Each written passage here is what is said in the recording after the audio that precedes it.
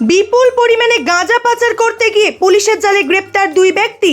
উদ্ধার 1 quintal 30 KG গাঁজা। নদিয়ার কৃষ্ণনগর কোতআলী থানার অন্তর্গত জোড়াকুটি এলাকার ঘটনা। সূত্রের খবর, পুলিশ আগে থাকতে জানতে পেরেছিল ওই এলাকা দিয়ে একটি মালবাহী গাড়ি করে বিপুল পরিমাণে গাঁজা পাচার করার চেষ্টা করা হচ্ছে। সেই মোতাবেক বিশাল পুলিশ বাহিনী শুরু করে অভিযান।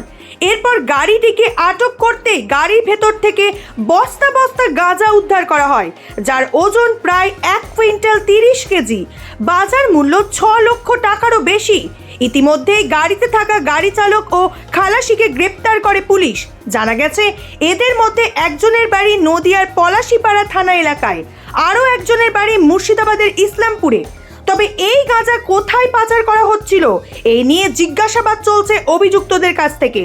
অন্যদিকে উদ্ধার হওয়া গাঁজাগুলি নিয়ে যাওয়া হয় নদিয়ার কৃষ্ণনগর কোতআলী থানায়। জানা গেছে, এসটিএফ টিম এবং কোতআলী থানার পুলিশের যৌথ উদ্যোগে এই বিশেষ অভিযান চলে। স্বভাবতই দিনে দুপুরে বিপুল পরিমাণে গাঁজা উদ্ধারের ঘটনায় চাঞ্চল্য সৃষ্টি হয়েছে গোটা কৃষ্ণনগর এলাকায়। নির্দিষ্ট খবরের ভিত্তিতে একটি আমরা মিনি ট্রাক আমরা ইন্টারসেপ্ট করি, যার নাম্বার হচ্ছে WB51C 79191 7991, এবং তারপর 130 কেজি গাঁজা পাই। এবার আমরা যা আইন মোতাবেক যা ব্যবস্থা নেওয়ার সে ব্যবস্থা নেওয়া হবে।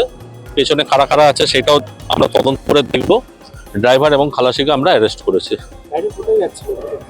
গাড়ি এখন আমাদের যে ড্রাইভার বলছে করিমপুরের দিকে যাচ্ছেন।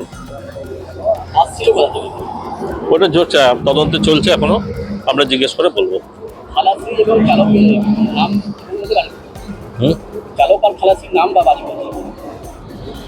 বাড়ি আমাদের জেলাতেই বাড়ি, একজনের বাড়ি মনে হয় এতে থানার পাড়া, একজনের বাড়ি থানার পাড়া আর ইসলামপুর, আরেকজনের বাড়ি। হ্যাঁ, নাম বলা যাবে না, এখন আমার তদন্ত চলছে, নাম বলা যাবে না।